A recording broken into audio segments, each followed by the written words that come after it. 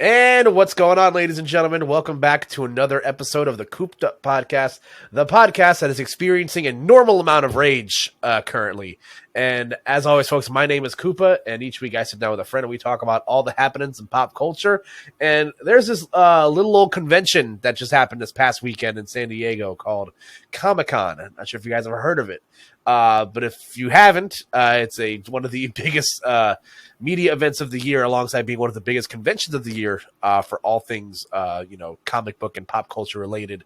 Lots of goodness always comes out of San Diego Comic-Con, and this year is no disappointment. We're going to be focusing strictly on most of the Marvel stuff that came out of Hall H this year, which is always fun. And joining me once again for the first time in a while, I believe when was the last time we talked? Was it the Eternals? Was that it? I think it was Eternals. I think I came on to complain about Eternals, but hello. I am care about it. I'm back. I like things this time. Thanks for having me on. Yeah, I was going to say, we're going to talk about things that are actually good, Kara. I'm so happy to have you back. How are you? Pretty good. Doing all right. Excited about Marvel stuff, as always. It's like my default mode. Yeah, absolutely. A lot has happened since Eternals came out. We've had actually a lot of good stuff's happened. We've got Spider-Man in there. Let's see, Doctor Strange happened since the last time you came on. Debatably. That's right. You have the Doctor Strange hot takes. Mm-hmm. But we'll talk about that in a broader scope when we get to the Marvel stuff. But how have you been since the last time you've been on the podcast? What's going on in your neck of the woods? I've been pretty good. I'm doing a lot of stuff with the band, playing with a band called Found Out. You find us on I guess Twitter and Instagram, Found Out MA. We're like a mathy emo thing. That's been neat. Changed jobs, moved, gonna move again. I'm just always on something. We love math rock on this podcast. Oh, yeah. I'm saying math rock good rules. Taste. Yeah. I keep good company, and people listen to good music. If you don't listen to good music, don't be my friend. That's all I'm saying. So, but so we're gonna probably waste no time because there's a lot of stuff to talk about between the Marvel and the not Marvel stuff. Quickly, again, if you're into any of the non-MCU stuff that's happened, there's a Dungeons and Dragons movie trailer that got dropped featuring Chris Pine. Looks pretty cool. They got one of the Chris's. I actually have not seen the Dungeons and Dragons trailer. I'm interested to see how they're gonna. It looks like an action movie. Yeah, absolutely. But isn't the point of Dungeons and Dragons that you just make it up as you go? And I'm kind of hoping that's how they did the script. And from what I can tell, it looks fine. It's Chris Pine and he's handsome, so I'm into that. We got DC showed up, and from what I understand, only showed Shazam and Black Adam, and I think that's it.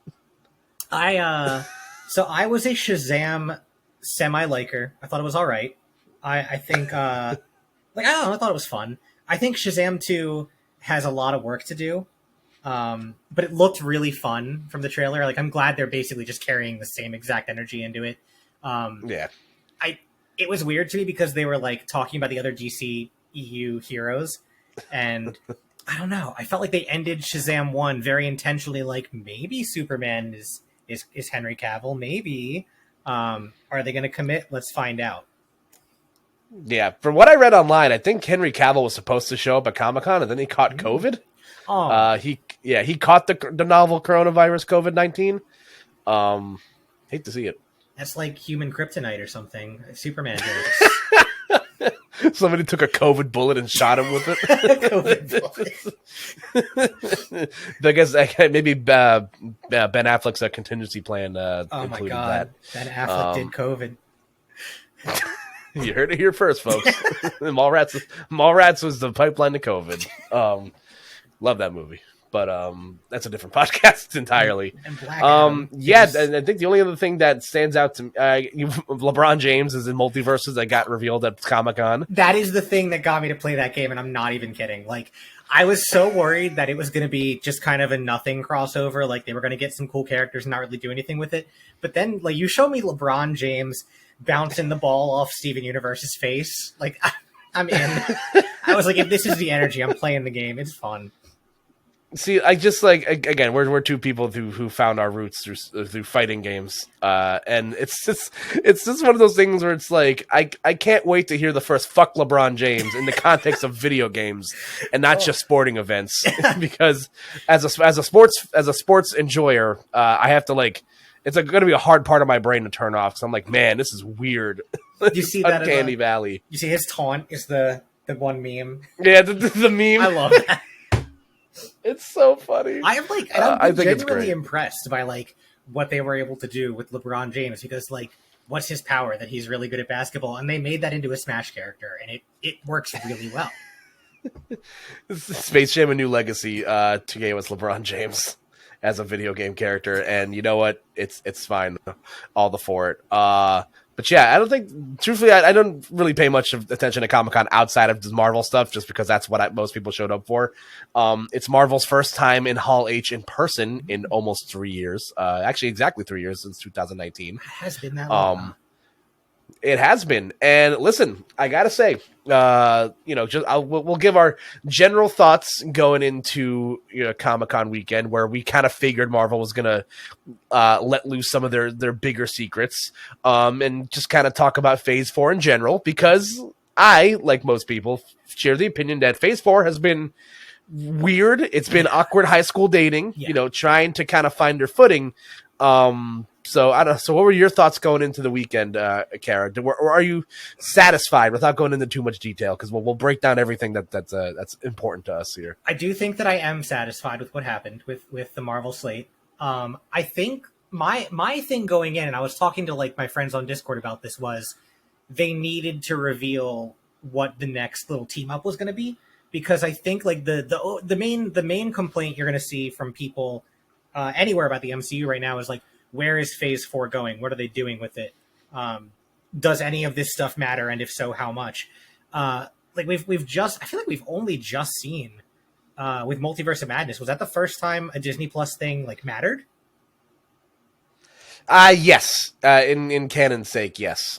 Yeah. So I feel like when I was coming in, I was like, I would like to see, or I would like some idea of when I have to have the homework done by. Not that it's not already done. Like I've already watched most of these series like at least twice, but I don't know. I'd like to know. I feel like there hasn't really been a time before as an MCU fan where we didn't know when the next Avengers movie was coming, and that's I think why we felt so aimless.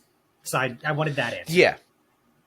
Yeah. I think a lot of us. I mean, I knew for a fact we were going to get considering the rest of Marvel's slate for the rest of the year. I was like, okay, we're probably going to get another look at She-Hulk, and we're probably going to get a Black Panther trailer and even though we saw again. I wasn't until I saw a trailer for that movie to where I'm like, oh yeah, this movie's supposed to come out this year, because that movie has been wrapped in such a production nightmare that I was convinced it's going to be right up there with the Flashpoint movie. It's just never going to come out. That movie's because never Lord out. knows that movie's actually never coming out. No. Considering it had zero presence at Comic-Con, no.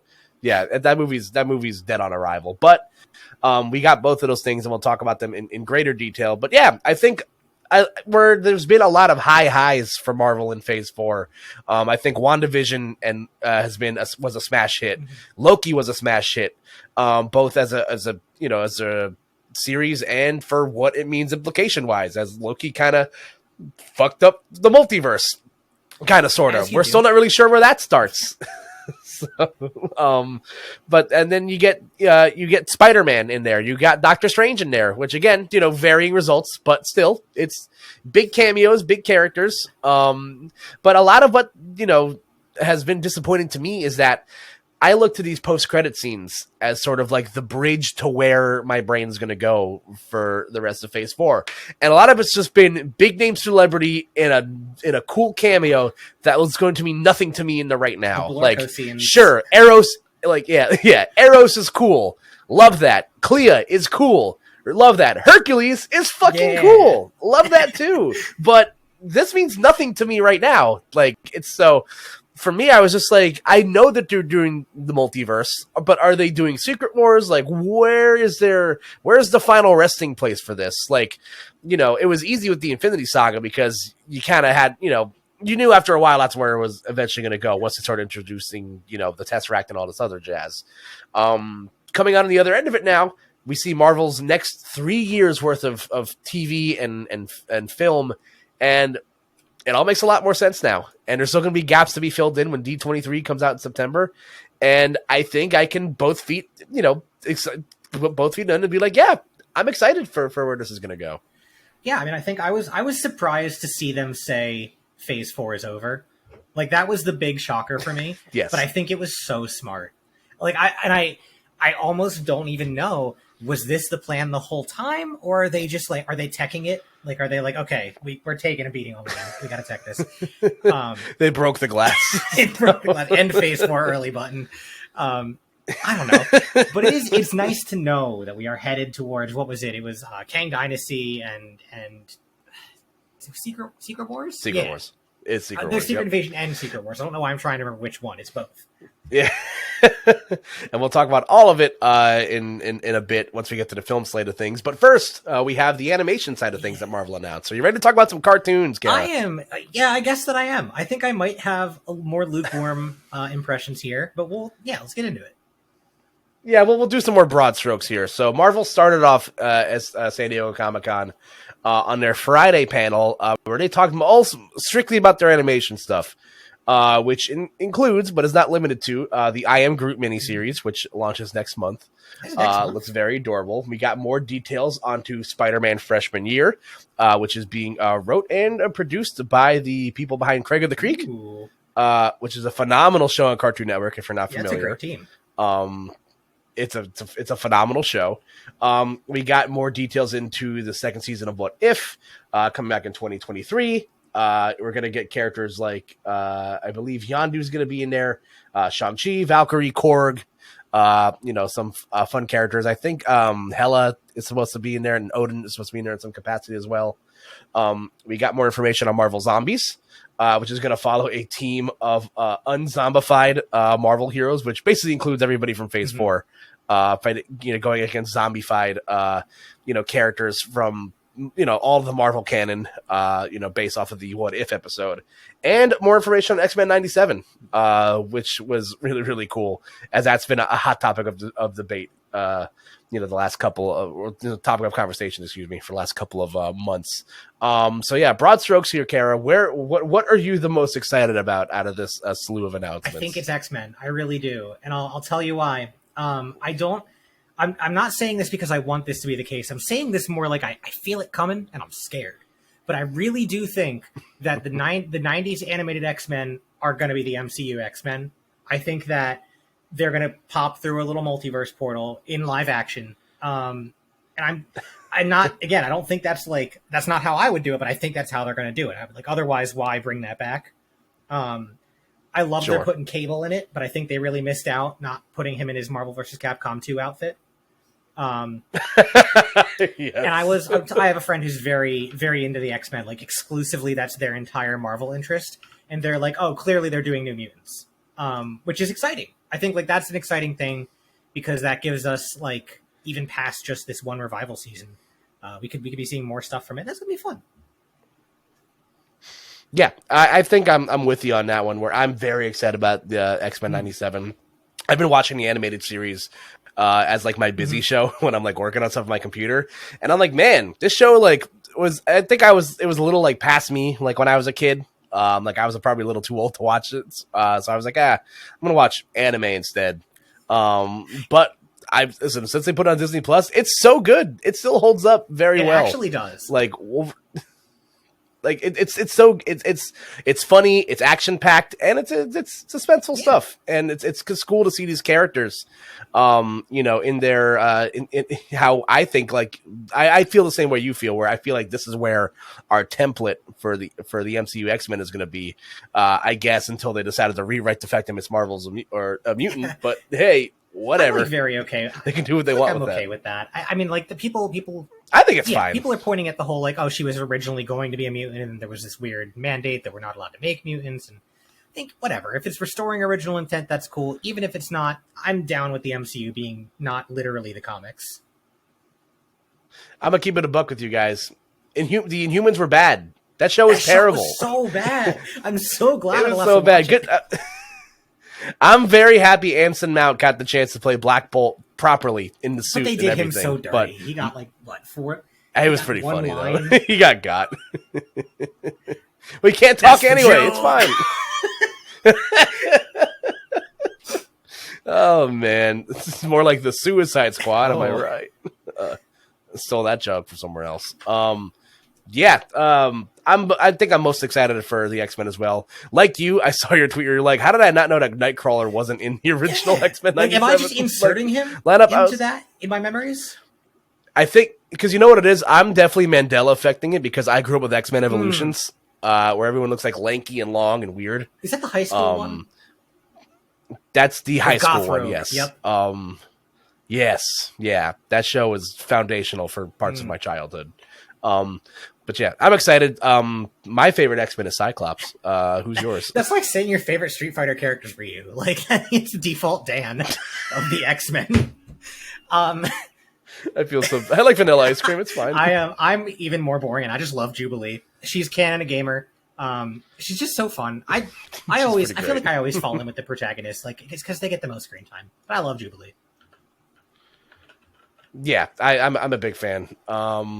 The other announcement that stands out to me again, like for me as a Spider-Man stan, a Spider-Man freshman year, because it sounds like this is being shaped as a multiverse story. Where it's instead of Peter Parker meeting Tony Stark in his apartment, he meets Norman Osborn. Yeah.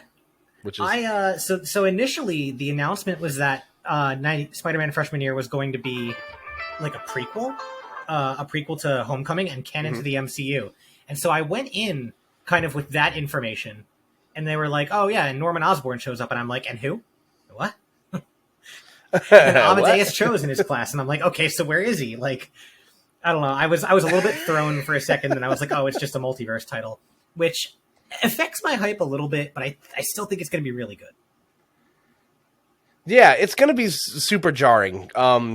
Because I guess there is still a universe where Peter Parker in R616 is going to have to meet these guys at some point. So maybe this is their way of getting, it's like, oh yeah, there is a Norman Osborn in his universe, or there is a Doc Ock in his universe, or there's a Charlie Cox in his universe, which is cool. Daredevil, definitely the big winner of the weekend. For sure. But I think the show looks great. Again, I love Craig of the Creek. It's one of my favorite shows on Cartoon Network right now. So I'm very much looking forward to in a sort of similar art style for that. And again, it's going to be maybe cool to see Uncle Ben die again. Sure. I have my little crackpot theory about how animated X-Men are going to wind up as a live action X-Men. I think it's by that logic. Sure, that's how we get Norman Osborn. You know, he comes over from freshman year. Sure. I'm excited to see Amadeus Cho. I'd like to see another Hulk in something. I think it's going to be a good show. Also, I love that they made Peter. Peter look like a Jughead comic. Like my first thought when I saw him, I was like, "Wow, Peter, your mom lets you have 2 universes." Like, he looks Archie as hell. I think it's hilarious. Yeah, I'm very much into it. The other stuff here, I think what I'm least excited about is the Groot stuff, because I'm just like, whatever. It's a merch machine. Like, they got to do it.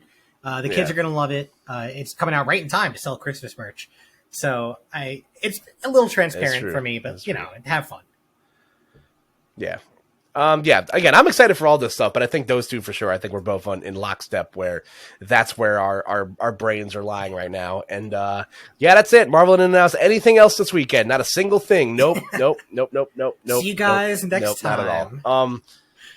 Cutie outro. Nope, that is indeed not the case. Marvel, as they do, closed out Saturday night in Hall H with a plethora of announcements of shows and television. And like we mentioned, we get a very in-depth look to the next 3 years of Marvel stuff. Starting with, like we mentioned, Phase 4 is coming to an end after Black Panther Wakanda Forever. All right, we're back from our small commercial break. There is a bird loose in my house, is what I'll go with. So Marvel let the cat out of the bag that Phase 4 is going to be ending with Black Panther Wakanda Forever.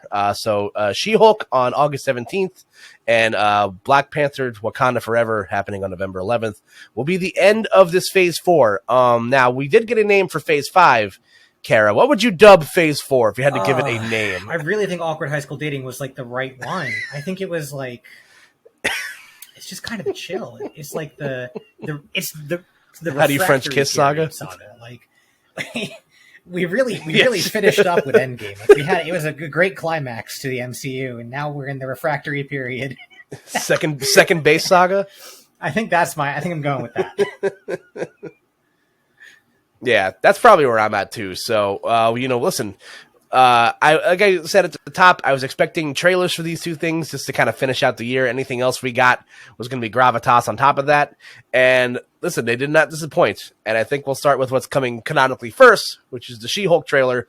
We got another in-depth look into Tatiana Maslany's portrayal of Jennifer Walters, aka the She-Hulk, which shows her representing Emil Blonsky in court.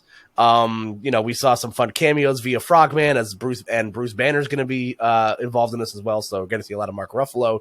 But of course, if you stayed till after the credits rolled, you saw a very familiar face rolling around in a classic yellow and red suit. This show looks like it is set to introduce Charlie Cox properly as the Daredevil in this series. So, Kara, where were your expectations for for She-Hulk prior to this, and where are you at now? So I think post Comic-Con? In a way, like I did sort of think that She-Hulk would be the logical place to bring Daredevil back because she's a lawyer, he's a lawyer. They're probably either going to be versus or collaborating with each other. I didn't think they would. I mean, I guess Comic-Con's the place to do it. I just was expecting this to be like the episode 4 reveal, that we usually get in these Disney Plus shows. I was expecting them to just let it rock. Expect Jamila Jamil looks hilarious in this show. I was expecting to see more of her because I want to know what the actual conflict is in this show. I was not expecting Daredevil. Great. I'll tell you that. Yeah, I definitely wasn't expecting it either. I like we mentioned at the end of this whole weekend, Charlie Cox is a man coming out a winner, and Kevin Feige wasted no time saying that Charlie Cox is your Daredevil moving forward in the MCU. Again, he said it multiple times. He did show up as Matt Murdock in No Way Home. So I'm so excited. When it comes to like quintessential castings, as like Robert Downey Jr. is Iron Man, Charlie Cox is Matt Murdock. Like, he is so synonymous with the character, and I am just so happy that we get to spend more time with him as his character. I would love to, see more of, his universe's Foggy Nelson and a bunch, again, that whole cast of characters. I hope that, the other characters like, Jessica Jones and Luke Cage get the same treatment as well. Iron Fist can. Did you see on Netflix, they have renamed the Jessica Jones series to AKA Jessica Jones. It has had a full title change. And I think that, I don't know, I think there's something to that. I think Daredevil Born Again, I think AKA Jessica Jones, I think they're doing something. I think we're going to see her fall through the little portal with the animated X-Men. It's Kristen Ritter after she ODs in Breaking Bad. I mean, they could. This comes through the portal. They could. It's possible.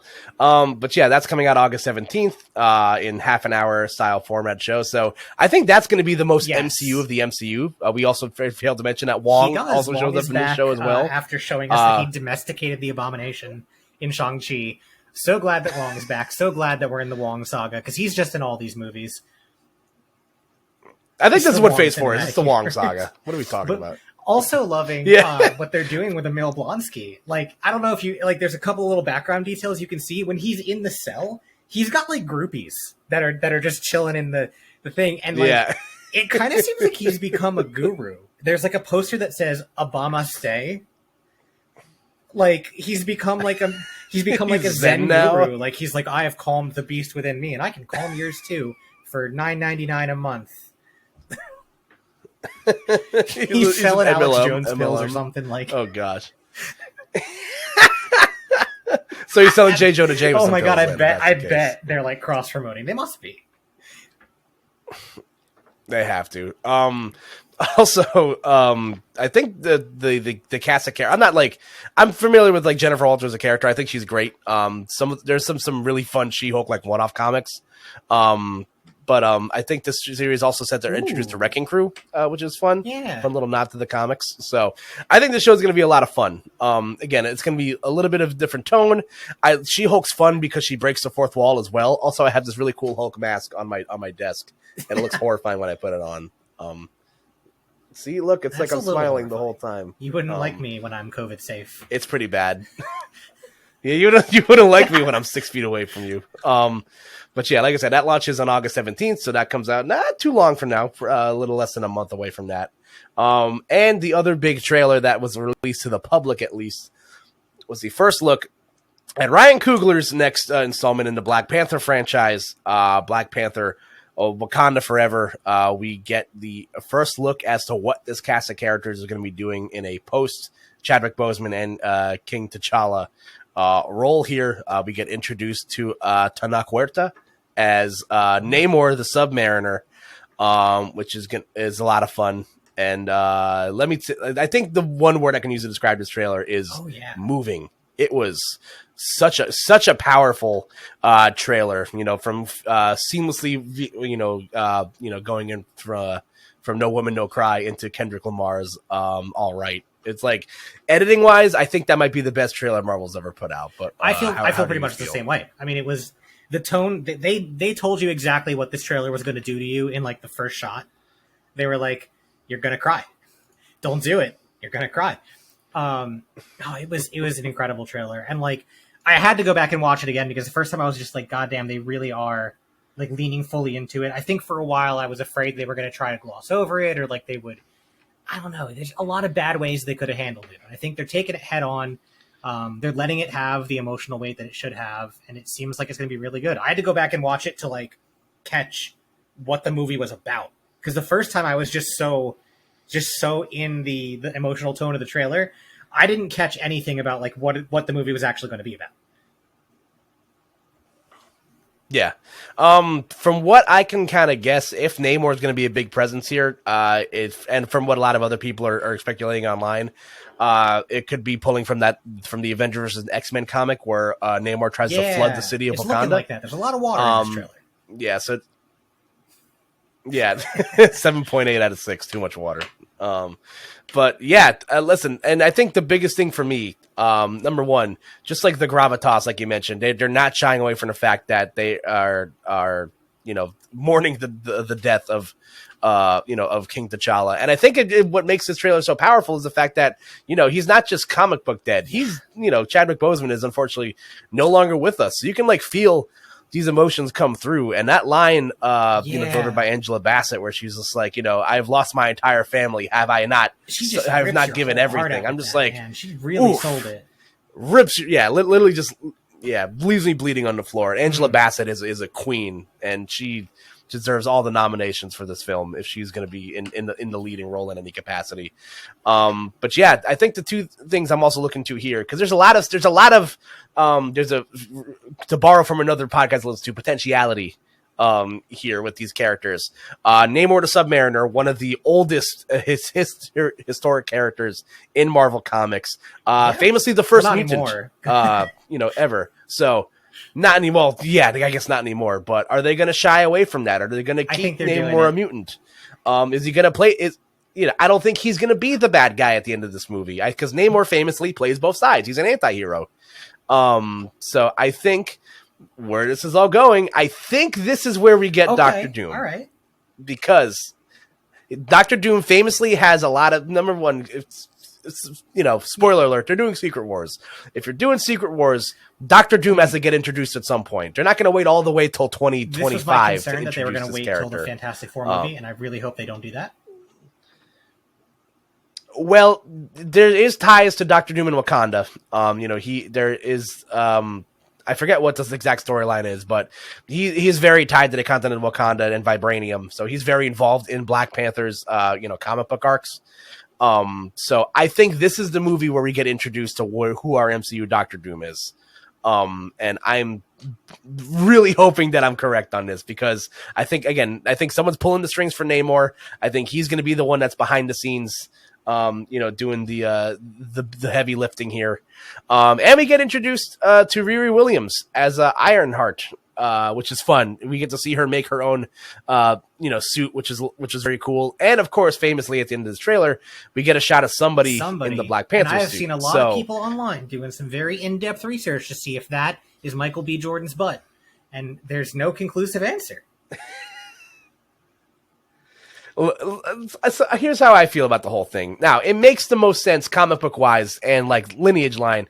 Shuri should pick up the mantle of Black Panther. That's how it is in the comics. That's how it is. That should be here. Now, I'm sure people feel a certain way about Letitia Wright's politics and her vaccination opinions. So people are going to feel a certain way about, is this really the character we want to celebrate right now? But again, I think it makes the most sense without getting things too messy. If they want to find some way to convince me this is, that there's a multiversal version of Killmonger out there that doesn't die in the PlayStation 2 train accident, then sure, I'll take it, because Michael B. Jordan rocks. So I think it'll feel kind of, I don't know. It might feel, it might cheapen the death a bit, but I don't know. The prevalent fan theory is that at the end of Black Panther 1, Killmonger goes, bury me in the ocean. And you know who else is really into the ocean? Is Namor and all his blue friends. So it's not like impossible. Yes. It's not impossible that he could have literally been instantly thrown into the ocean while bleeding out, found by the Atlanteans. You would have to do a lot of very specific, this is actually what happened at the end of Black Panther 1. Because we don't see the body. We don't see a body. So people are saying, the Atlanteans find Killmonger, they bring him back, and then he becomes the unifying force between Wakanda and Atlantis, and maybe it could happen. I do think it might cheapen the death, but it could happen. You know what? I think I'm willing to suspend my disbelief for a lot of things. I would be willing to suspend my disbelief for that. Because I think it's fine. I think it's fine. Either way, I am very excited to learn more about what this movie is going to be.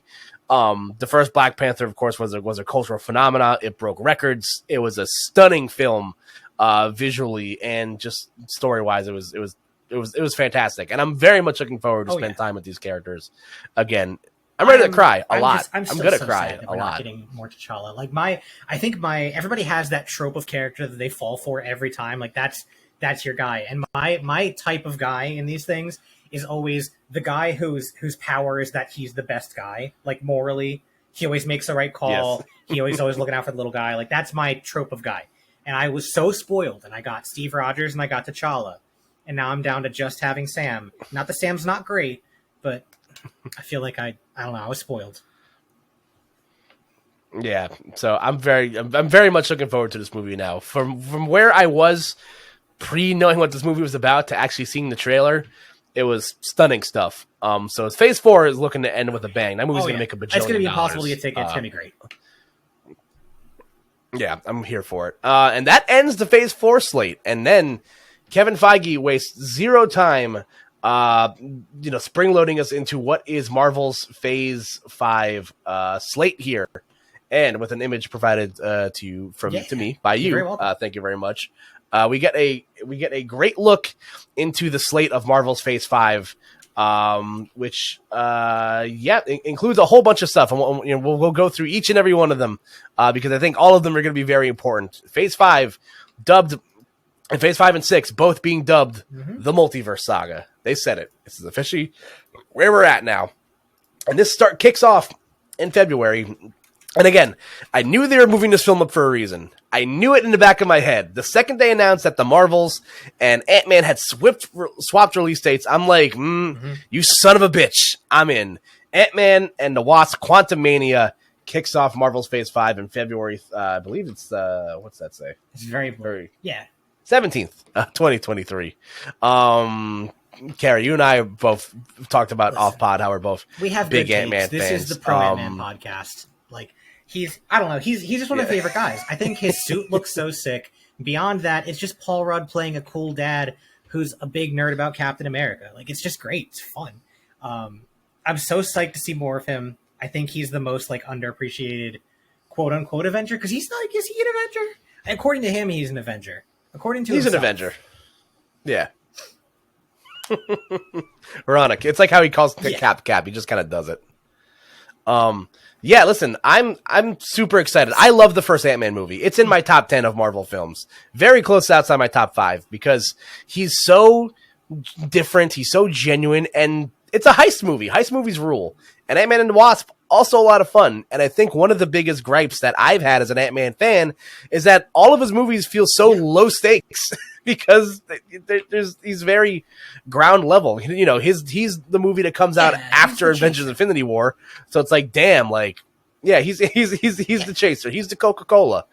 And I think it's going to be so much fun to actually see Paul Rudd and Scott Lang and the whole Ant-Man and the whole Ant fam in a movie where there's stakes involved. This is the movie that properly introduces Kang the Conqueror. We get a look at Bill Murray as a character in this movie, and according to the trailer that was shown at Comic-Con, MODOK is in this movie. Like I We're made like getting a AIM. post. I was like, I just want them to announce like a dumb low stakes crossover with somebody silly like fucking MODOK or something. There it is. Like. There's it's actually going to wind up being very high stakes, I think. I want to before we start talking about like the stakes, it's pretty high stakes. We're on our third Cassie Lang. Can we just pick a Cassie? Like, please. I was going to say, not only our third Cassie Lang, this one looks the most drastically different. I guess she's going to be in the suit a blonde. most of the time, and they have recast before, so it's fine. Yeah. Like I feel like I'm the only person who was it'll like, be fine. We finally have adult Cassie to be stature.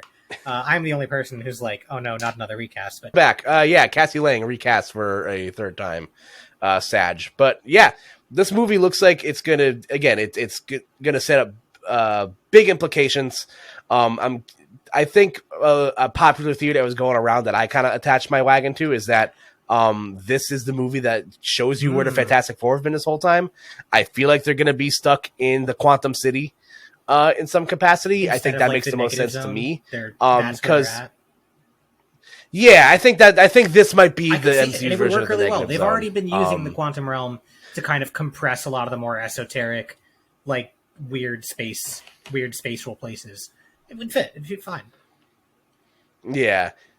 And I think something that Kevin Feige said something very interesting on an interview that I listened to from like one of the comic book sites, that he says that, you know, again, it was I think the question was something regarding like, you know, it's been X amount of years since an Avengers movie. And he's like, well, you know, these crossovers are getting so big and vast that like everything kind of feels like an Avengers movie. And I feel like that's kind of the formula they're going to go with in the future because they have so much. There's a lot of homework that has to be done, a lot of seeds that have to be planted before we inevitably get to the Avengers movies. And it's just like, I think, you know, if we're going to have to start introducing characters in weird places, and I think being introduced to the Fantastic Four in Ant-Man makes a lot of sense. You know, there's things there that make sense here. And I'm very excited. Did you read about the casting rumor for who's going to be playing MODOK? I hope it's someone funny. Is it Jack Black MODOK? Jack Black's my first guess every time. No, it's Corey Stoll from the first Ant-Man like movie. he like mutated or something. Okay, they could do that. Yeah, because I think the way a rumor I read on shout out to New Rockstars, by the way. I'm just they're my biggest brain.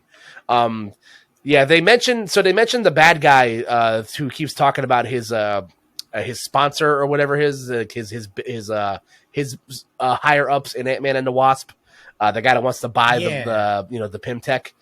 People are speculating that guy works for AIM, which is where I guess you can potentially get MODOK involved here. I think it's funny. AIM one of his whole things? Oh, bring me back Justin Hammer, please! Like the YouTube Mandovie movies, that man has turned me around on Justin Hammer. I did not like him. Now I'm Justin Hammer fan. I'm into it. Anytime Nando brings up New Jersey in any of his videos, was me I'm during like, hey, he's talking about New Jersey. And listen, I think we're both feeding. I on a scale of 1 to 5 stakes. How many? This one I think is going to be. I genuinely think this is the movie that sets off the road to the Kang Dynasty, because we know Kang is the villain, and we also know Kang's whole thing is that if you strike him down, another variant of him who just learned from the way that you struck him down takes his place. So I think that it's pretty clear to see to me that we're going to see a Kang. Ant-Man's going to punch him real good, and then we're going to get another variant Kang who's like, well, you can't punch me that good. And that's going to set up, like, here's how Kang works. Yeah. I think this is the stakes have never been higher because he's going to survive, but like he's going to cause the chain of Kangs. Yeah, it's gonna be wild stuff. After Ant-Man and the Wasp: Quantumania, we are getting Secret Invasion in spring 2023. Finally, there's a Comic-Con exclusive trailer that dropped for that, which shows a little bit more footage of Ben Mendelsohn and Samuel L. Jackson, as well as Colby Smulders. Other characters that are going to be popping up in this list, such as Amelia Clark. I don't know what to expect of this because we're getting Secret Wars proper. So we're probably going to get a lot more of, of the Skrull infiltration, more of that storyline. I'm excited. I think we'll probably get a trailer for the show by the end of the year, hopefully. I have high hopes for this one. I think this is the show where we find out that Maria Hill is a Skrull. I know that Rhodey is coming back, and I know that Rhodey is a Skrull theory is like a huge thing. I don't think Rhodey's a Skrull. I think Maria Hill is our Skrull. I think there's a reason that in Far From Home, we saw Maria Hill and Nick Fury together, and the next time we saw Nick Fury, Maria Hill was nowhere to be seen. I think it's because that was her. She was on Earth doing the Skrull thing with a new Skrull, Nick Fury. Oh, true. Yeah, I definitely think she's our top candidate for being a Skrull. It makes a lot of sense. I'm excited for the show. I'm into a good old espionage show. I don't know much of what was shown. If anything groundbreaking was shown, but from what I understand, it seems like a pretty decent. I think it's a good fit for the episodic format. So. Like I think a complaint that I've had with Phase 4 is that things like Hawkeye and things like Falcon and the Winter Soldier didn't feel like they needed to be 6 episodes, and things like Eternals felt like they should have been 6 episodes. So I think that Secret Invasion as a TV show is the right fit, because can you, like, the cliffhangers they're giving us in these shows already have me like, oh man, I can't wait for Wednesday. But like when the cliffhanger is Rhodey a Skrull, I'm gonna be messed up. I'm gonna be off that whole week.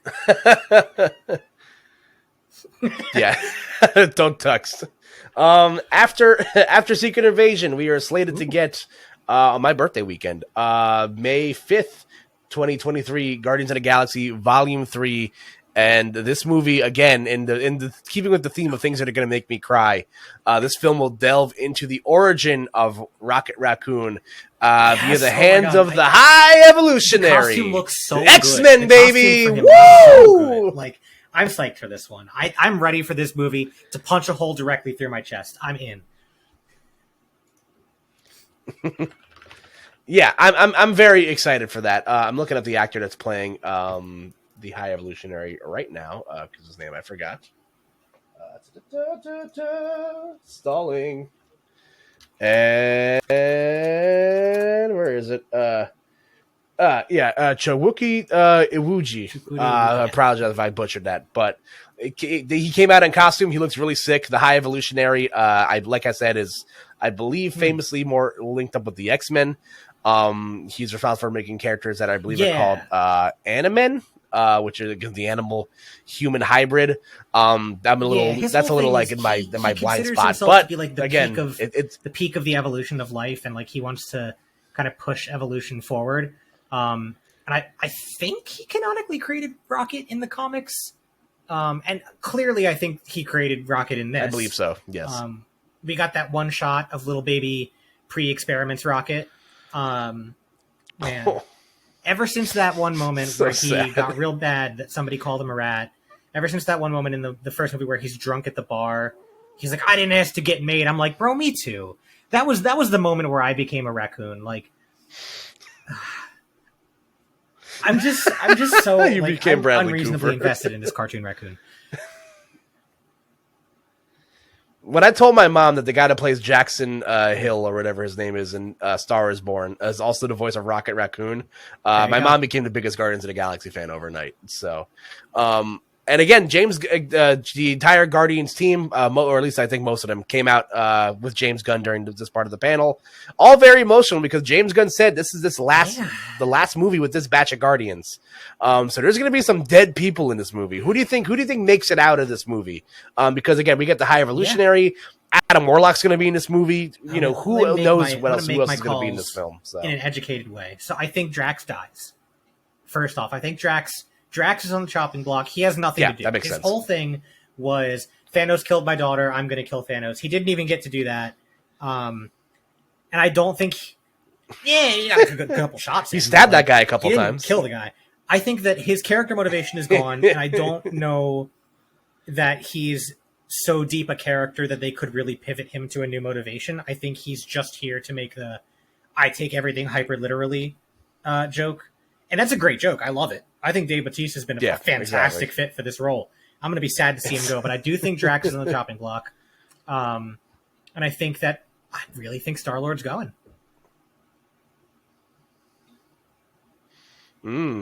That's an interesting one because I think they could still get some Star-Lord out of Chris Pratt for sure. But there's also other characters. Yeah, that's a good point too. I was just gonna say there's other characters that have taken the mantle of Star-Lord. One of my favorites being Kitty Pryde from the X-Men. Again, there's that connection again. Yeah, she was Star-Lord at one. I think in like the newer Guardians comics, she was Star-Lord. Big fan of Shadowcat. Yeah, she's one of my favorite. The role of Star-Lord in the MCU is to be a fun, goofy human Labrador Retriever who catapults himself through space on crazy adventures with cool aliens. And I think that he's done a very good job of that. But his wife is dead, and he's like, I don't know. I think it's going to be a big heroic sacrifice. It's going to be like, man. Sad. At least I could be with Gamora. It's going to be that. And then next time we see some fun, goofy space adventures, we've got Harry Styles. We're set. Yeah, that's true. Yeah, I think that's where the setup's going as well. I think, Groot will probably make it out alive. Rocket will probably make it out, hopefully in some capacity as well. Rocket's going to die. That's a maybe one. If they really want to just demolish me, they'll kill him. I think the best person to make it out of here unscathed is Adam Warlock. I think they're going to use him for a lot more stuff. Yeah. He's literally God. But yeah, I'm looking forward to that. Again, the Guardians movies, I'm always I'm in for a good time. In my top 5, I have Guardians 1 in the top 10. Hate Chris Pratt, love the movies. It's a great movie. I don't know why everyone hates it so much. Pratt, but the movies are really good. Yeah. I'm just saying, the line delivery of "he might be your father, he ain't your daddy." If you have any kind of relationship with your father, gutted me. The movie for you. Oh, I've like never cried at a comic book movie until that. Father and Son by Cat Stevens. That song is so good. It's so good. They got me there. Yeah, they got me for that one. Moving on from past that. In the summer of 2023, we get two Marvel series. We get Marvel's Echo and season 2 of Loki. One of these shows I'm very excited for. The other one is Echo. That's a very fair I'm just going to keep it a buck. I think I'm excited for Echo because at the end of Hawkeye, we got Kingpin in an alley with Echo, and she just shoots him. And I think that if you think that anybody holding a handgun is enough to kill Kingpin, I think you're wrong. I think you put that handgun in the hand of the Incredible Hulk and it's not killing Kingpin. That man will take a bullet any day of the week, and it was only one shot. Yeah. Well, I think that's there's that one shot of him in the comics with his eyes all bloodied out. They're heading directly for that, and I really hope they also do the goofy follow up where he gets like magic donor eyes. Or was it like tech donor eye? Either way, he gets his eyes back. So I'm hoping they do that. I think there's no way Kingpin's dead, but he's showing back up in that. We're going to see more Charlie Cox in that. I mean, it's basically like the series is called Echo, but I think that it's really Echo : the story of how Daredevil got here. Like that's where we're going to see most of it. Yeah, it's Echo a Dewey Cox story. Yeah, I was mostly just being a jackwagon, but yeah, I think because this character is so like closely connected to Daredevil, I believe they're romantic interests at one point in the comics. Yeah, so a blind guy and a I wonder deaf if they're going girl to do get anything together, interesting so, with the whole like happens? blind Kingpin thing, or if they're just going to immediately jump to here's your cool new robot eyes. Yes. Either way, it's more Vincent D'Onofrio and Charlie argue Cox. And I'm very excited for that show. Don't know much about it. We'll see. But I'm sure we'll see more. We'll probably see footage at D23. Truthfully, next in a couple months. So, Loki season 2, following up where the first season left off, where Sylvie accidentally poked the guy with the sword. Variants happened. Loki is now there's just one shot from the set of him outside of a McDonald's, and I'm like, you know what? So cute. I'm like, I would get one. It's cute. Yeah, I need a TVA jacket. I'm excited for this. Again, Loki is right up there with WandaVision in terms of like my favorite shows, and I think it's not a hot take. It's the coldest take on planet Earth. Everybody loves it. I think so. I'm excited to going see into like more Loki season 1. I think we all saw it coming from a mile away that they were going to be channeling Super Hulock energy. And I think that that's exactly what they did. And I think that besides... yes. Actually, no, I'm going to include Love is a Dagger is so hilariously Super Hulock. Like, the Love is a Dagger thing is exactly what I wanted out of that show, whether I knew it or not. And I'm just so psyched to go back. I'm just glad they're letting Tom Hiddleston lead a thing. Yeah, exactly. I think it was so overdue. Like, Tom Hiddleston should have been leading a thing 10 years ago. But I'm just so psyched to go back. Psyched for more Sylvie. I hope Mobius. If they kill Owen Wilson, I will riot. Yeah. Do you remember? Not until he gets his jet ski. When the season ended without Mobius on a jet ski. But also,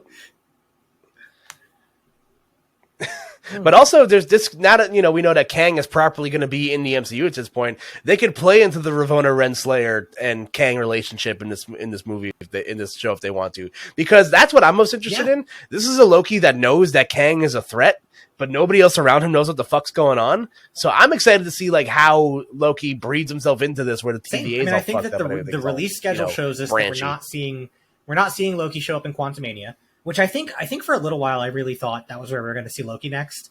But I do think that like Loki season 2 is going to deal with the fallout of Quantumania. Yeah, I agree.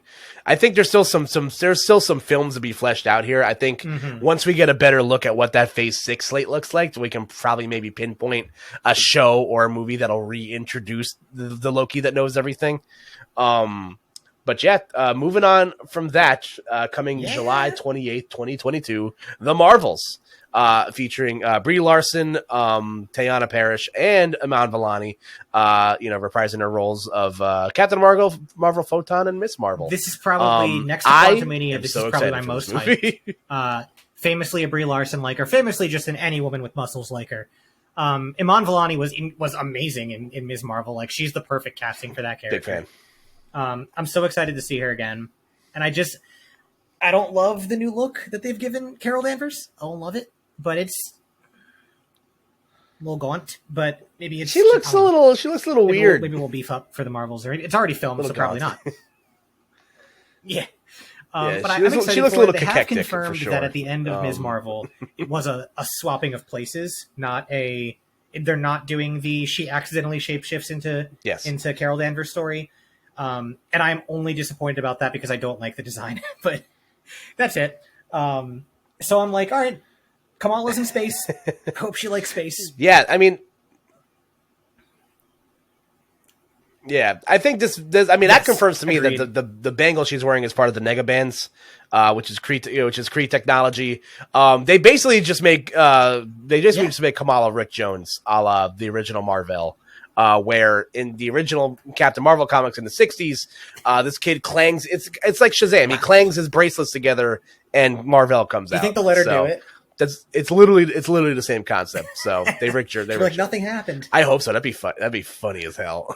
I'm excited for this. Again, I loved Miss Marvel. Was so much fun. It was such a breath of fresh air. Both visually, it was stunning. I love the original Captain Marvel. I love me a good 90s period piece. And I love Brie Larson. Yeah. I'm a big Brie Larson enjoyer as well. And Teyana Parrish also, we'll get to see more of what her powers are, because again, they set up the end of Miss Marvel with her being a mutation. Now? Bing, ding, ding, ding, ding.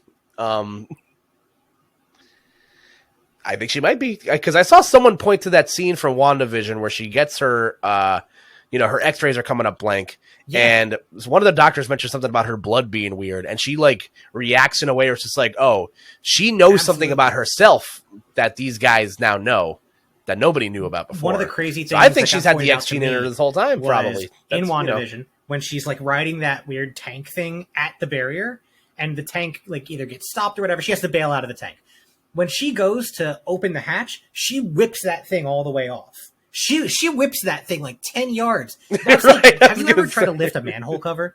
It's got to be at least as heavy. Maybe at least as heavy as one of those things. She just whips it right off. It's very heavy. So I think there's something going up there. I think it could be an X-Gene thing. Either way, I'm excited to see whatever her powers are. Now, famously, a character that has crossed over in this specific, what I think they're doing here, they could introduce Rogue in this movie. There's a Rogue comic where Rogue steals Captain Marvel's powers to, I think, save Miss Marvel. I don't remember off the top of my head how it works. I just know that Rogue, in some capacity, it crosses over with Captain Marvel. So that, again, that could be another seed planted here where it's like, oh, hey. That story gets really deep because it's with a Southern accent. Rogue, I don't quote me on this. I think it's an accident where she makes prolonged contact with Carol and she absorbs all of Carol's powers. I think you're right. Her into a coma. But the thing with Rogue is that when she absorbs powers, she also absorbs an element of who that person is. So she's losing track of, is she Rogue or is she Carol? How much of Rogue is left? Or it's a whole thing. I would love to see them explore this, but I have complex feelings. Am I ready to say goodbye to Brie Larson as Captain Marvel? I don't think so. But also, what else is there for her to do? And I don't think they do that. I think, if anything, they might set her up as who might lead the Avengers, in 2025, unless she picks the wrong side of Civil War again. Because as much as I love Brie Larson, 100%. the character, Captain Marvel's a space cop. I just want to point that out. She's a space cop. Are you on the wrong side twice, bro? That's all I'm saying. Oh, yeah. She's, at the end of the day, she's a space cop. Either way, very excited for this movie coming July 2023. And we finally get an announcement of Blade, November 3rd, 2023. I am so fucking excited for this movie. I love the original Blade movies from the 90s. It's foundational to what Marvel is today. Mahershala Ali is a top 5 at anything he is. I am so excited to finally get to see more of this movie. We're going to see more of Jon Snow with a fucking samurai sword that seals souls from people. Do you think we're getting the Necroblade? I'm so fucking excited for vampires and cool shit. 100%. I think so. Because they would not have used the voice of Mahershala Ali in there if they were not going to do something with Dane Whitman. But there was that one interview where somebody at Marvel was like, "Well, with Eternals, we're really going to pick and choose what we, directors can pick and choose what they keep when they go forward." And I think that nothing is more evident with that than the fact that nobody has addressed the giant marble man who has burst out of the planet and is still there. He's still there. There's no reason for him to not still be there. We haven't heard a word about it. I feel like maybe Wong did something. Where were any of them? Why did nobody help them? I guess they kind of skirted around it by having a lot of the conflict happen in London. But I don't want to go back to trashing Eternals because I will. I guess they are. I guess they are going to bring in the Necroblade. Or, is that what they had sex in that movie? All black. I think it's the Necroblade. Is that the thing? I forget what it is. I think it's the Necroblade. I think you're right. For this podcast. We'll fact check in post. Hold on. Black Knight Marvel. He wields the Ebony Blade. That's what it is. Mythical sword. I still have. Yeah, that's what it is. Okay. Yeah. There's a lot. A lot of magic. There's a lot of mythical artifacts in these movies now. A lot of MacGuffins for sure. Yeah, I'm into it. but yeah, I'm excited for this. Again, I think this is where we're really going to kind of push Marvel into the supernatural stuff. I think at some point in this phase, in phase 6, because fun fact, I forgot to mention this in a video featurette release for She-Hulk. There is a poster, if you look very closely, that has Johnny Blaze on it. Ooh. So he exists within that universe. So I think at some point we are getting the Midnight Suns, because you already have Blade. You're gonna have Moon Knight's here in some capacity. You're gonna need Knight Rider at some point too. So I think Midnight Suns is on the table. So. Hopefully, maybe for a TV series, that'd be really cool. I have one Blade question. But I think Blade, famously not a vampire fan. We do have a very relevant Marvel vampire who has. It was perhaps his time recently. What do you think are the chances we get a variant of Morbius in the Blade project? Do you think like they would do it just for the memes? That would be so fucking cool, but I doubt it's gonna happen. The internet might. I don't think I'd mind. I think I would actually totally be pretty on board for it, because it would be like they would do it so much better. Also, the only note of trivia I'll before we move on. Anthony Starr, aka Homelander, has been linked to a Marvel project. A lot of people are circling this one as they might have him play Dracula. He's personally my Doctor Doom. I think he'd be a great Doctor Doom personally. But I like him. I think he'd be a good Dracula too. But dang, that's really good.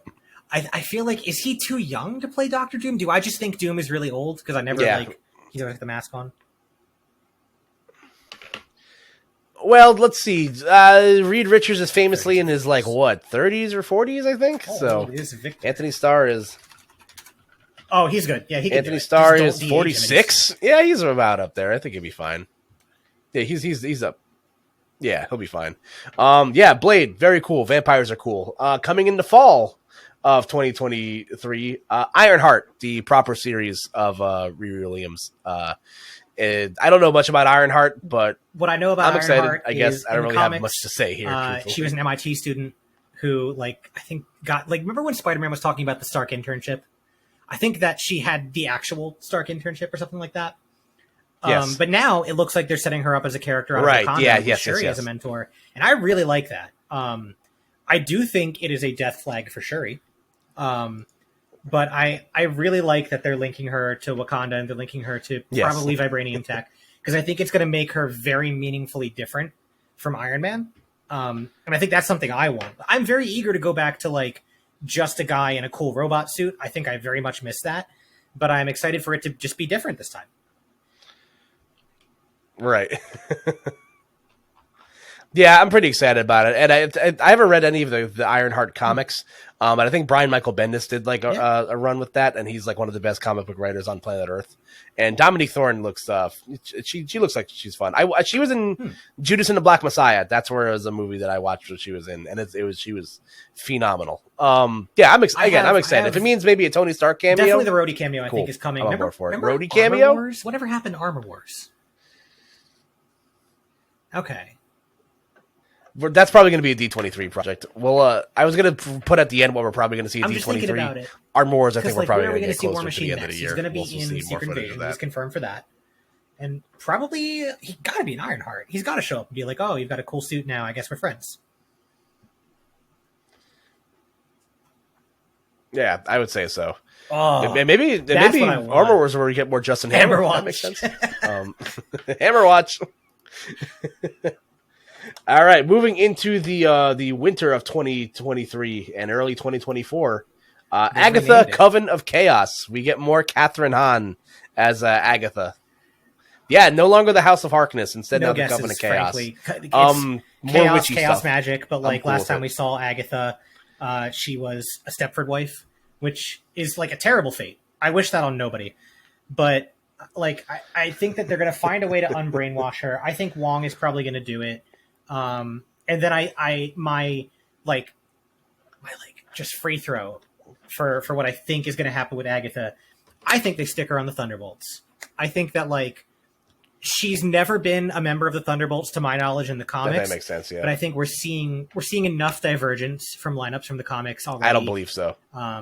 She's like an anti-hero. Well, not an anti-hero, she's a villain, but like she's a dark character. She's going to go on the Dark Avengers, the Thunderbolts. I think that's where it's headed. Yeah. Yeah, I think that's where we're going here as well. Again, I don't know much about Agatha Harkness of the character outside of the fact that she was Wanda's babysitter. Really was not. So I don't know. Maybe she knows something about Magneto being her dad. Like she was for sure a comic book character, but she's not like hella important outside of the one arc that she was in. Yes. She's just kind of did that one thing. And as far as I know, that's kind of it. So it kind of feels like they're going to just do new stuff. And I'm in. I love when they just take a character that didn't do a lot, or even just make a completely new character and just do MCU exclusive stuff that's not from the comics. I'm down. Yeah, I think putting her in the Thunderbolts makes a lot of sense to have her do more stuff. So I'm on board with that. And then coming spring 2024, in an 18-episode romp, Daredevil episodes? Born Again.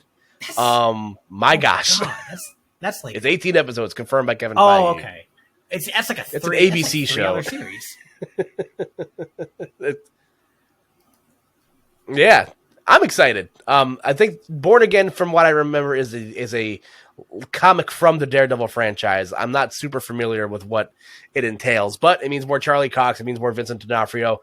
From what I've seen in passing interviews, and the best part about doing these podcasts, days after everyone else has done theirs, is that we get more news on stuff.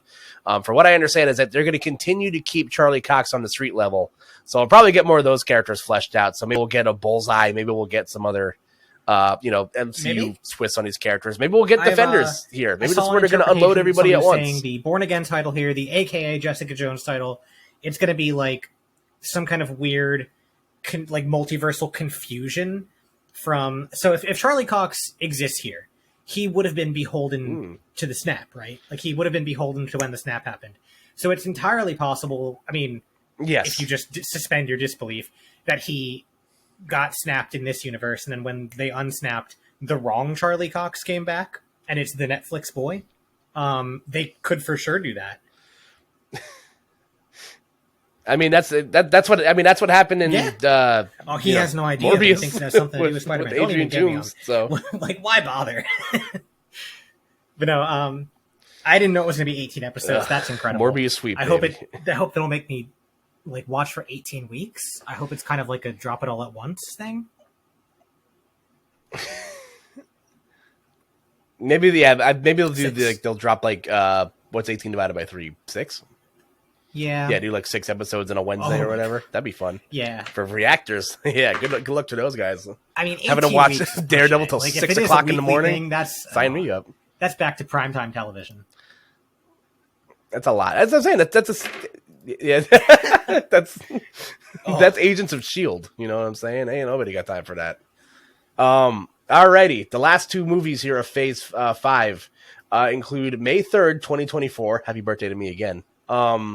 Captain America: New World Order, featuring Sam Wilson as our Captain America, and the Thunderbolts, happening on July 25th, 2024, featuring what I imagine is going to be Julie Louis-Dreyfus putting together her team of baddies here. So we don't know a lot about the captain, about New World Order. We just know that Sam Wilson is in the lead here. I believe the lead writer from Falcon and Winter Soldier is also going to be writing the film. Him do it. I think that as well. Falcon and the Winter Soldier had so much potential, and you could really see where, because there was like they had a pandemic subplot. They had like we have to find a way to get these vaccines out subplot, and they had to cut it. And you could really see where like the cuts and the reshoots really got in the way of what they were trying to do with Falcon and the Winter Soldier. So I'm just glad that the writer's getting another shot. I think it's going to be great. I love Sam Wilson Cap. I love Captain Falcon. I'm here for it. I think, here's my hot take. It's going to be about conspiracy. I think it's going to be like some kind of shady organization, probably AIM or whoever Val answers to. He's going to be like, well, the Avengers failed you guys with Thanos, but our new guys, they're real good. And we're going to really see, that's like, I know the Thunderbolts have their own movie, but like, they're going to be heavily involved here. But I do think it's no secret that these two films are back to back from each other, because I do think there's going to be a lot of, like you said, there's going to be a lot of like propaganda, brainwashing. You know, again, the New World Order is a very new school political, sort of thing where it's just like, so it's a very, I think a lot of that's going to be very important. And the Thunderbolts, I think, is going to be fun too. It's going to, I think there, too many people like superheroes in these movies. I think it's, I think people need to have their souls crushed a little bit. So, we're probably going to see the Abomination in some capacity. Obviously, U.S. Agent, She's back for sure. Yelena probably going to show up at some point. Agatha's my big guess. Any other guesses who you got here? And I think it's another potential Justin Hammer spot. I think it's Hammerwatch. It's another one for Hammerwatch. He could show up here. Hammerwatch. Yeah, I don't know. I think that's my big guess is probably Mr. Hammer. I think that we're gonna see. Zemo's a good pick too. Zemo. We're gonna see She-Hulk. That makes sense. Jennifer Walters is gonna get Abomination off, I guess, of his charges. Not to play into the tone of She-Hulk there. Yes. Yeah. I think she's going to find a way. That's a different podcast. Oh, if you join the Suicide Squad, you can get out of your big fish tank. So I think that's how we're going to see him join the team. Yeah. Because I don't like, people are all saying, oh, we're going to get Red Hulk with General Ross. I don't think so. I think the way that man looked in Black Widow, I don't know, not to be mean, but I don't think we're getting Red Hulk. Yeah. No. I'm iffy on this because maybe Taskmaster Black might show Widow up in some ended with capacity. Taskmaster not really wanting to be Taskmaster anymore. But maybe they could set up a little thing. Can we where get it's a not, new Taskmaster? Like it's not a choice. I guess there's something to go there. Either way. Oh, yes, that's a good one too. Listen, I'm excited. For what could come from this. It'll be fun to watch another Marvel take on the Suicide Squad. But yeah, that's Phase 5 in its entirety, stemming from and it's a year, beginning of 2023 to the end of 2024, and it's a year. And again, I think they're going to be able to cut a lot of the fat from this because a lot of these guys are crossing over in other films anyway. So I think that's how they're going to get away with that. Everything's going to be a crossover event at this point. It has to be. I agree. From where where we have to end up. If you look at the end slate of this for thing, Phase 5, and like you look at the slate for like Phase 2, it's like the same amount of content. They've just scrunched it. Yeah, pretty much, just spread out. Yeah. Now we get to the aforementioned Phase 6. Which starts in fall 2024. Now, we only know 3 films in this slate.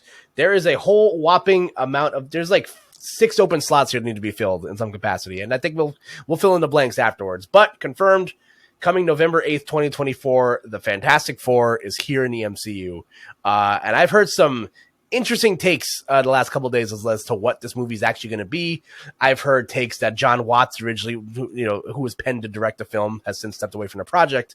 Originally wanted to do a period piece, or I think Peyton Reed also said he wanted to do a period piece where the Fantastic Four is set in the 60s. I've heard this isn't going to be an origin story. I've heard it is going to be an origin story. Are we getting Jim from The Office? Are we getting, Penn Bagley from You? I don't know what we're going to get here. All I will say is I'm tentatively excited depending on who's cast as who, and I think we're going to get the cast of this at D23. I think this is what they're big. This is what they're going to big showing up. I think so my ideal Mr. Fantastic is William Jackson Harper, which again stealing it from Nando, but like I had never thought of it, but that's it. He's the guy. I think he's so like the thing with Jim Office. I think we got Jim Office. We got Jim Office as Mr. Fantastic, and it, for me, didn't really hit. And I think it's because Reed Richards is like, he's the smartest man in the world. He is smarter than you, and he knows it. He's not upset with you for it, but he's absolutely not going to consider your opinion. And I don't think Jim Office can be that guy. It didn't feel right. So I really hope we don't get more Jim Office. I'm glad we got it one time. Nice fan service. I just hope we don't. Hope we get a different Mr. Fantastic for the actual movie. And then my big worry for this is this cannot be where Doctor Doom shows up. Like, it can't. Like it's too close to the other movies, too close to the Avengers movies. And also, I don't know. I just think like Doom is a big deal. Like Doom could be, if they don't do Doom in this saga, Doom could be a saga. Like he's that guy. He could be a saga. Yeah. I think the thing for me is if you're doing Secret Wars, you need two things. At least these two things. You need Doctor Doom and you need Wolverine. They're very essential to the whole Secret Wars thing. So that's why I think they're going to introduce Doom in another capacity here, because again, Kang can't be the big bad for the entirety of the phase, because there's cosmic problems, right. There's Avengers level problems, then there's your street level problems. And I did read a report online that supposedly Tom Holland is showing up in the Fantastic Four movie, which makes a lot of sense to me because A, they're New York-based superheroes. They've crossed over before. And one of my running theories for what they turned Avengers Tower to there's no better is thing the Baxter for it Building. To have become. If it was Oscorp, we would know it by now. I think it's the Baxter Building. Yeah. Now, do you think that they're going to have Tom Holland? They've turned it into low income. Is he going to be Spider-Man, or will he be the bombastic Bagman? Will it? Are they going to give me the ultimate fan service?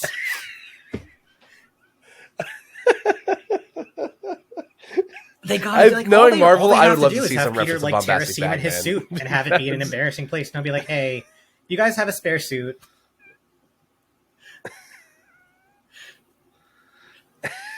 I need it. I need it so bad. Yeah, I do think that whatever we get introduced here, I think Doctor Doom will already be established at this point. How they introduce the Fantastic Four, it's going to be weird. That's why I think that they're going to introduce them in another film and then just have them carry on in their adventures here. Because having them be a period piece would be kind of awkward, because then insert big Avengers portal here, like, you know, as to how they get stuck in the negative zone or whatever. I don't know. I'm gonna have to. I'm gonna keep a beat on this because I love the Fantastic Four. Again, they're Marvel Source family. There's one of the comics that got me into comic books. I just want to see one good one before. I think your Quantumania theory is like, I think it's got a lot of water. I think it holds a lot of water. Because their whole thing is like cosmic radiation or something that gives them their powers. I think you do that in the quantum realm for free. I think you just make it quantum radiation. Yeah. Just put the word quantum in there. And I would. That was my big worry when they announced Phase 6 and they put Fantastic Four and then immediately Secret Wars. I'm like, don't give me one movie Doom. Please don't give me one movie Doom. Give me multi-movie Doom. Yeah.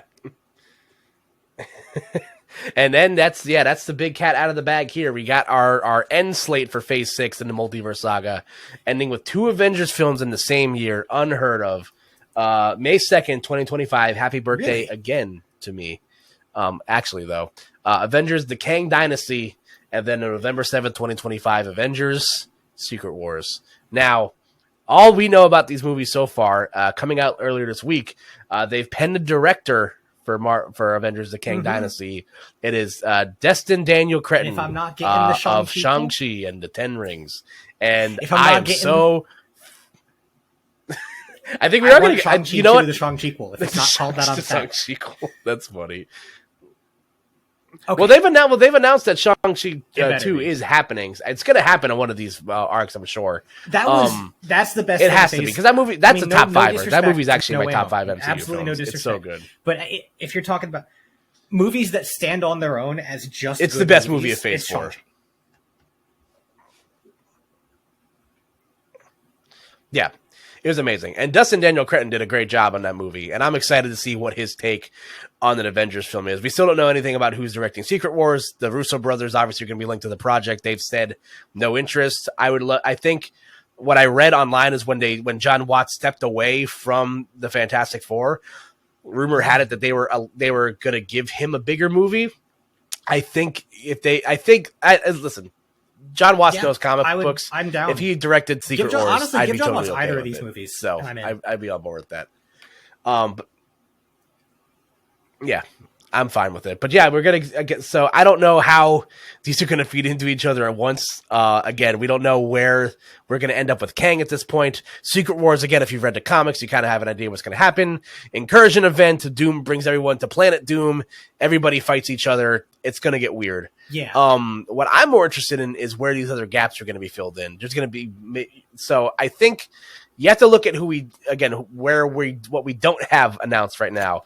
We don't have an announcement date for Armor Wars, which is happening. There's rumors of a Scarlet Witch solo movie coming out.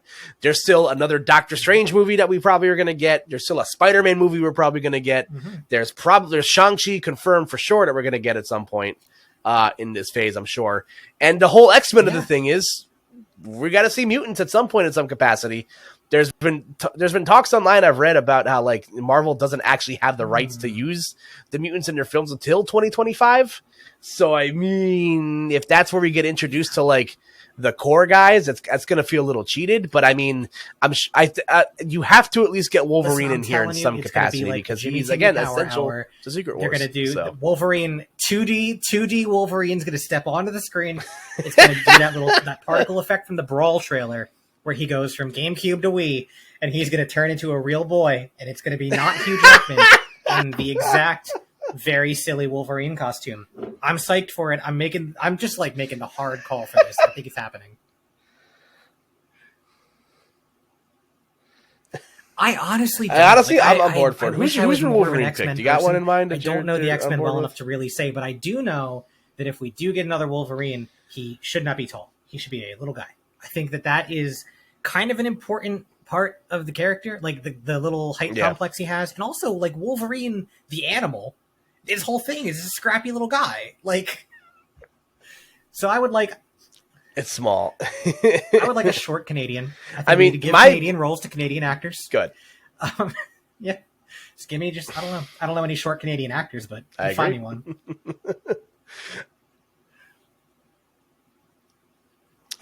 My vote for who I wanted to play Wolverine was actually Kit Harington. I think he's like the perfect height and like the perfect feature. Yep. But spoiler alert, he's Dane Whitman right now, so that's why I'm up. But like I've seen the rumors of Daniel Radcliffe. Daniel Radcliffe. He's too Harry Potter. It's too weird. I think Taron Egerton is actually the best. I mean, I guess they is actually like a great choice, but he's too tall. I agree. Yeah. I don't know. I guess I just don't have a great Wolverine pick.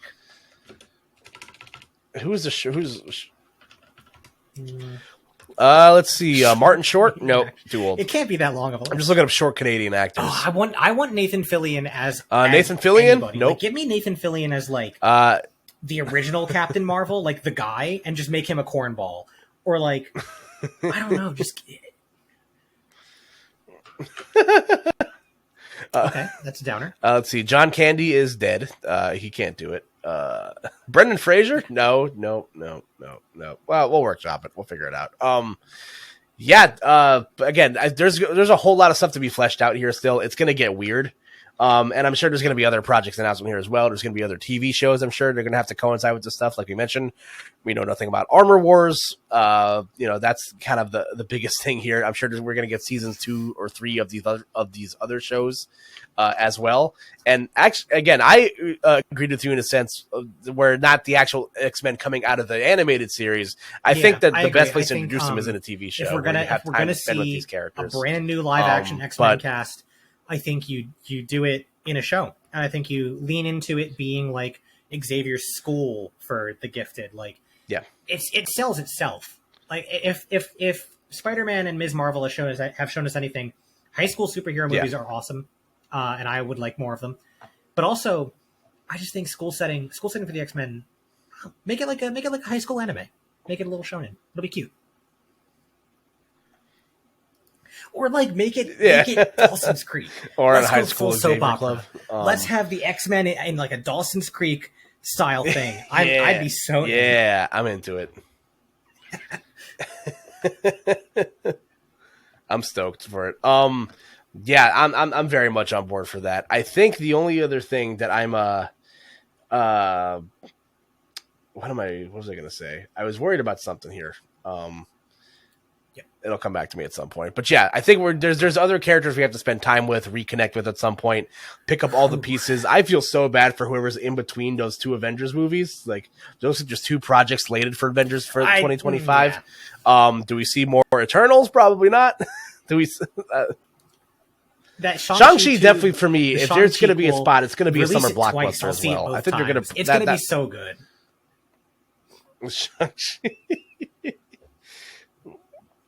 Yeah, I agree. I don't know. There's just so much to be filled in here. And again, that's what I think D23 is going to be a lot of. I think at a bare minimum, we're getting introduced to the Fantastic Four next month. They'll announce some other side projects. Again, what I'm looking forward to now that we have this roadmap, and I do remember what I was going to say now, we can now see where everything's going to get fleshed out. And I am fully convinced that in phases 7 and 8, where it's never going to get to, because I don't think the MCU is going to stop until we get to Galactus. I think we're going to see a fully realized Galactus on screen. And I think in order to get there, we're going to get, there's going to be a lot of, we're going to get Dark Phoenix realized at some point if the X-Men are here. For sure. Hopefully in a proper setting. We're going to get Black Suit Spider-Man fleshed out at some point as well. But all I need at this point, I can't not see the MCU ending unless I get Avengers vs. X-Men. God, and that's not even unrealistic because now, a phase is a year. That's probably what's going to be. I might live to see phase 9. Wow. Yep. Yeah. And Kevin Feige said that when they went on a retreat where they talked about the next 10 years of Marvel movies. It's a good time to be alive and to be a huge nerd. It's a good time. To be a fly on the wall in those meetings. My God. I agree. But yeah, that's pretty much it for what we got there for you guys. That's our thoughts and opinions and onions on Marvel's Phase 5 and 6. Again, there's going to be more information, I'm sure, to come. Like we mentioned, D23 is only, again, it's happening the first weekend of September.